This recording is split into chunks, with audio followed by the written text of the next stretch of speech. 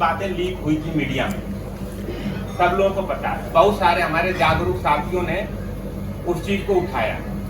तो चाहे वो मिस्टर सीएचबी हो, चाहे मिस्टर पीआर मेहता हो, उन्होंने कहा कि you don't believe on rumours, आप अफवाहों पर विश्वास मत करिए, सेटलमेंट आने दीजिए। लेकिन जो उस समय जिस चीज को रूमर्स कह रहे थे वो सच्चाई बन के हमारे सामने आई।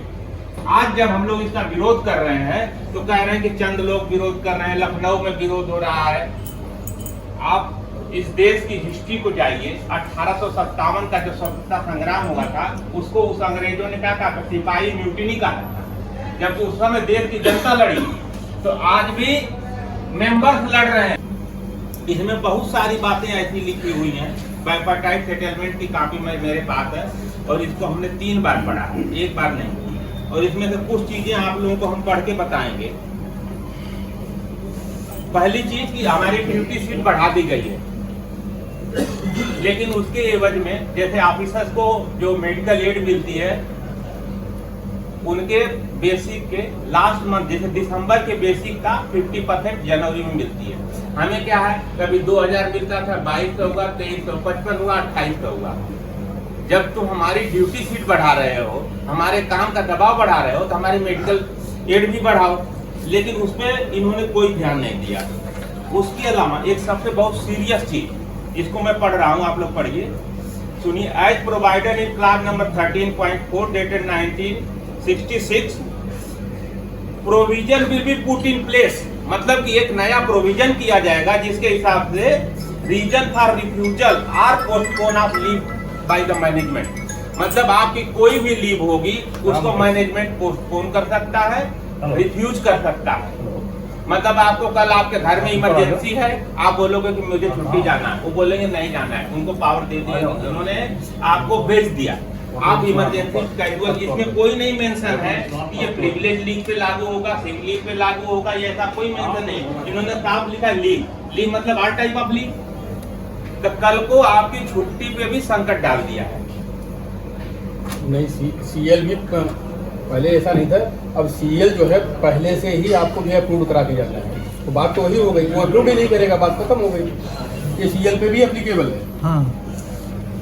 जो आप कह रहे हैं उसमें कोई एम्बिग्यूटी नहीं, वो सीएल पे भी एप्लीकेबल है। क्योंकि जब आपको पहले से अप्रूव करानी है तो मैनेजर की इच्छा पे नहीं करेगा अप्रूव।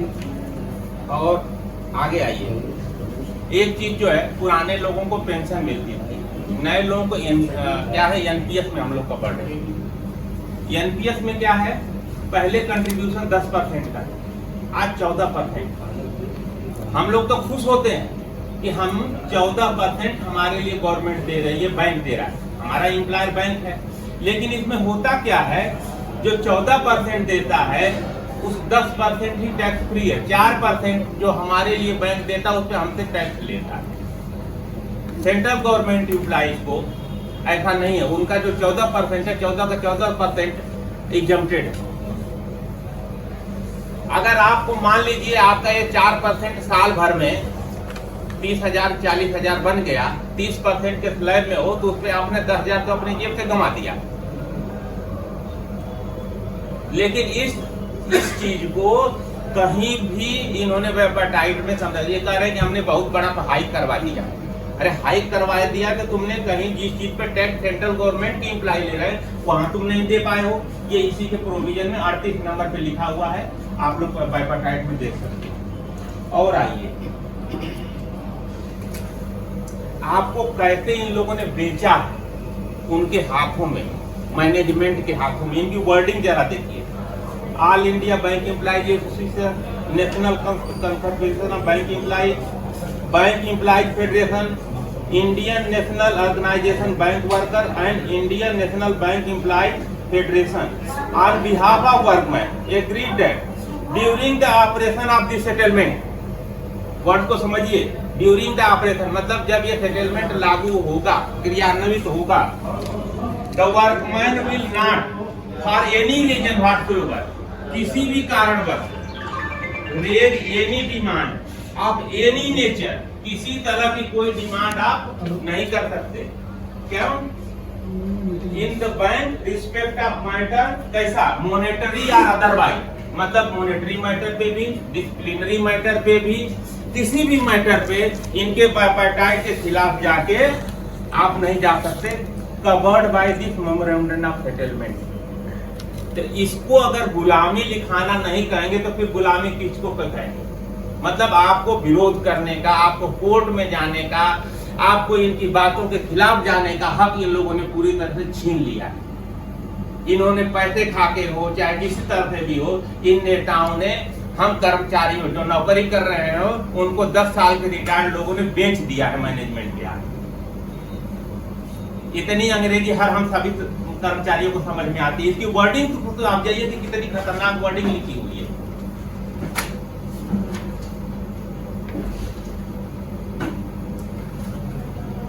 बैंक में जैसे आदमी की पोर्टफोलियो बनता है, जैसे आदमी की पदोन्नति होती है, उसका कार्यभार बढ़ता है।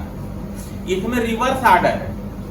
जो सीएसए है, कस्टमर सर्विस पहली पोस्ट है, उसकी ड्यूटी शीट इतनी लंबी है। जो स्पेशल कस्टमर कैश है उसकी उससे छोटी है, और जो स्पेशल कस्टमर एसोसिएट है मतलब एसओ है उसकी उससे भी छोटी है। और अधिकारियों की ड्यूटी शीट का उनके ज्वाइंट नोट में कोई उल्लेख नहीं है। ज्वाइंट नोट भी मैंने पढ़ा है, देखा है, मजे की बात है, ये कुछ भी नहीं। अब इसमें देखिए कुछ ड्यूटीज क्या है, इसको देखिए, नोट करके अलग से लिखा गया। क्या लिखा गया है? सीएसए में be utilise for assisting to a company and officer, एक ऑफिसर के साथ एक कंपनी करेंगे, in recovery of loan outside the branch office subject to reimbursement of conveyance expenses and out of portage expenses and over time if any payable. मतलब वो समझेगा तो देगा। अब इसमें होगा क्या? बहुत सारे हमारी महिलाएं भी चलो तुम मेरे साथ रिकवरी में, ठीक है। एक महिला कर्मचारी को सुबह 10 बजे लेके जाएगा, दिन भर अपने साथ घुमाएगा, शाम को 5 बजे ले आके ब्रांच में छोड़ देगा। आप नियम तो उसका विरोध नहीं कर सकते क्योंकि आपने तो लिख के दे दिया सीएसए है। इन्होंने ये समझौता किया है अपनी बहन बेटी को किसी के साथ इस तरह से छोड़ देंगे रोड पे जाने के लिए कि जाओ किसी के साथ घूमो। इतने बड़े बड़े मजाक इसमें लिखे हुए हैं। अगर इसमें ये क्लास डालते कि it is not applicable to ladies employ,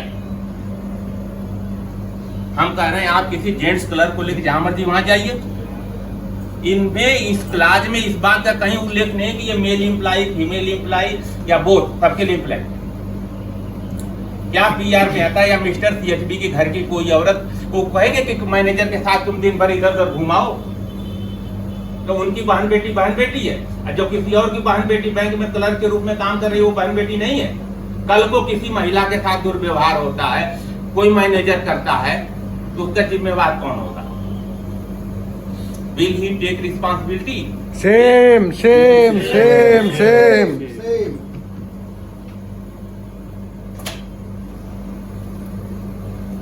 और देखिए इसी में सीएसए ड्यूटी के नोट में मजे मजे की कितनी बातें लिखी हुई हैं।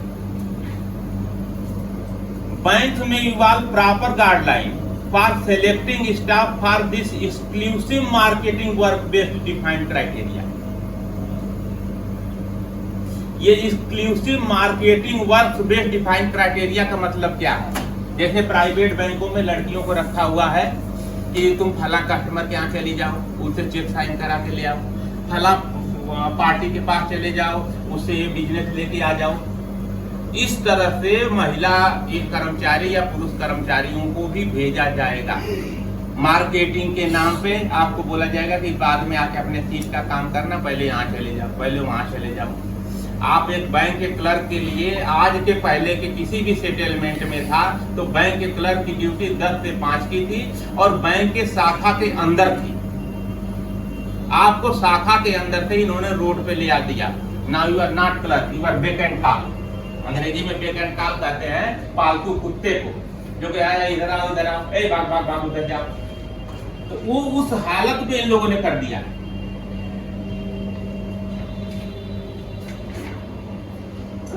इसलिए इसका जो विरोध है, इसका विरोध हम सब लोगों को करना चाहिए। क्यों करना चाहिए? कि रामधारी सिंह दिनकर की कविता है, नहीं है केवल दोषी व्याघ्र जो तटस्थ हैं इतिहास लिखेगा उनका भी अपराध है। तो आज आप सब लोग तटस्थ मत होइए, इस चीज को सब क्लर्क को, एक क्लर्क 10 क्लर्क को समझाएगा, वो 10 अगले 10 को समझाए। ये हमारे साथ इन नेताओं ने कैसा धोखा किया।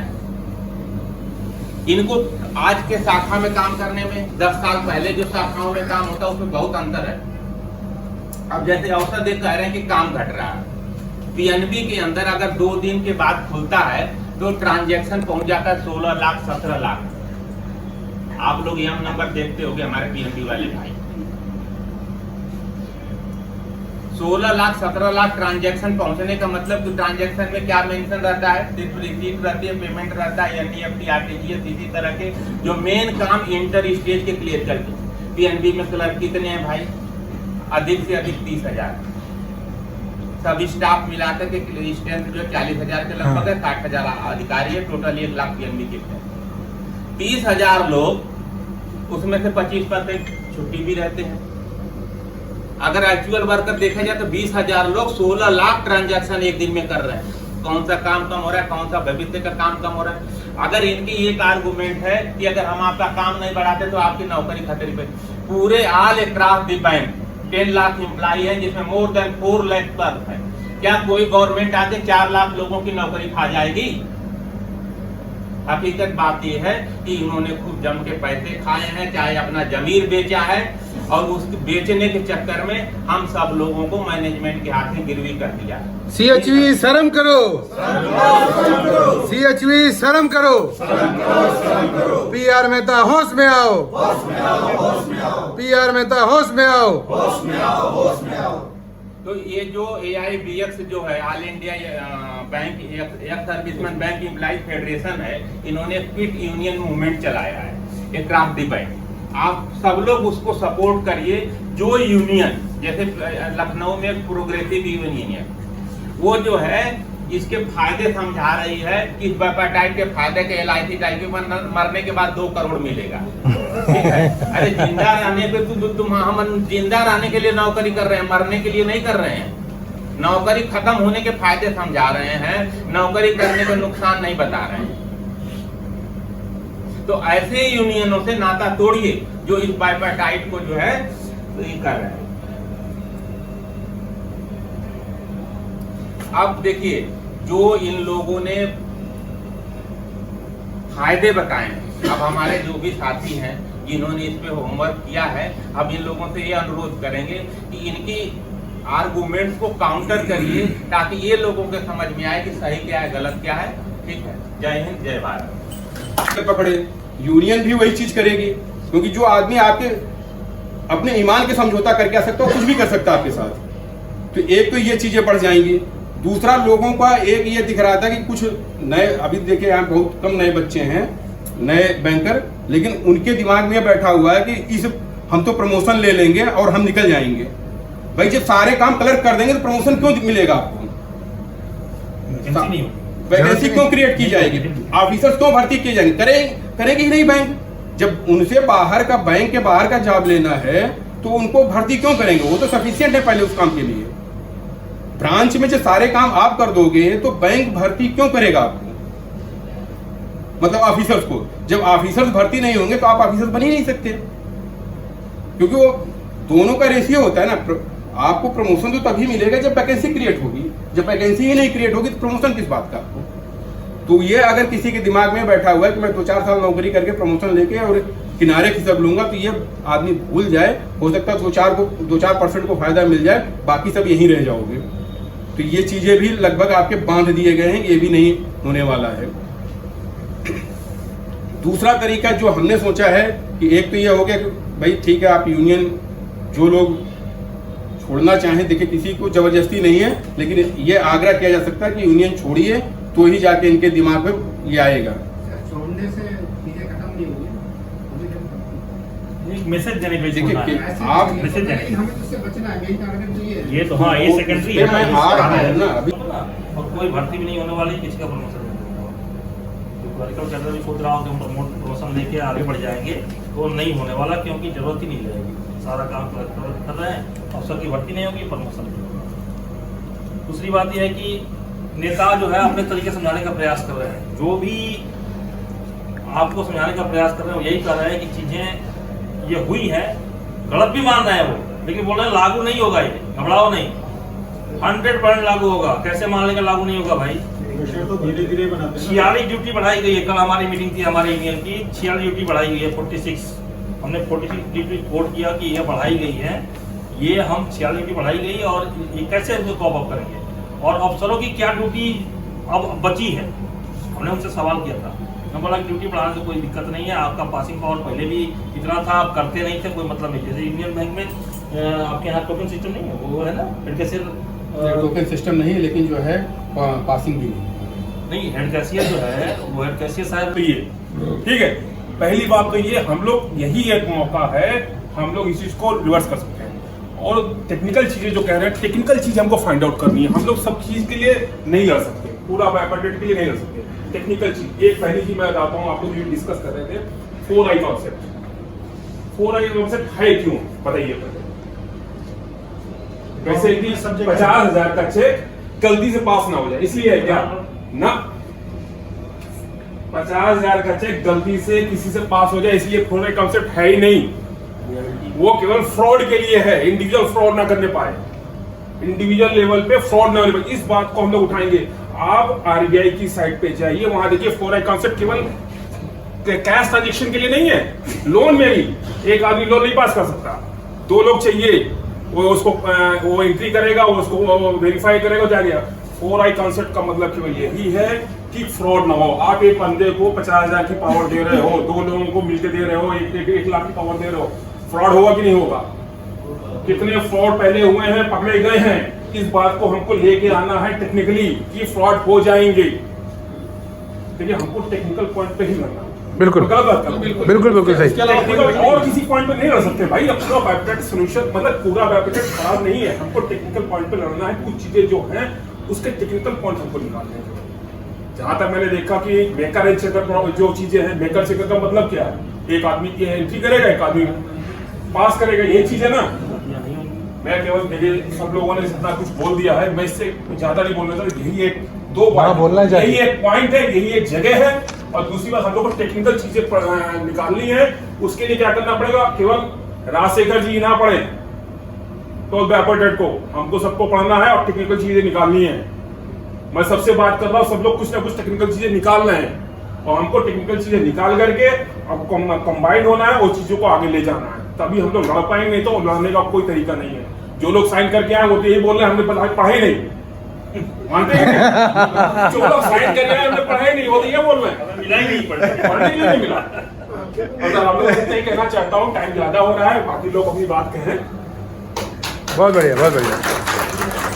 एटीएम लोडिंग के बाद एटीएम क्लेम वाला है, क्योंकि एटीएम क्लेम सुपरवाइज जॉब है और उस सुपरवाइज जॉब को इन्होंने बाईपास कर दिया है, सुपरवाइजर नहीं रखा है। अगर आप बोल रहे हैं कि क्लर्क एक दूसरे क्लर्क का सुपरवाइजर हो सकता है, ऐसे सुपरवाइजर हो सकता है क्या? अगर सुपरवाइजर है तो दूसरी तरफ पैरा 61B में पेज नंबर 61 पैरा 3B में क्यों लिखा गया है कि वो वर्कमैन ही है? लिखा हुआ है पेज नंबर 61 पैरा 3B पढ़िए सर, उसमें क्लियरली लिखा हुआ है कि किसी भी प्रकार की ड्यूटीज के को मद्देनजर रखते हुए इसमें साफ साफ लिखा हुआ है कि वो तीनों बैंक सुपरवाइजर नहीं है, वर्कमैन ही है। लिखा हुआ लिखा है।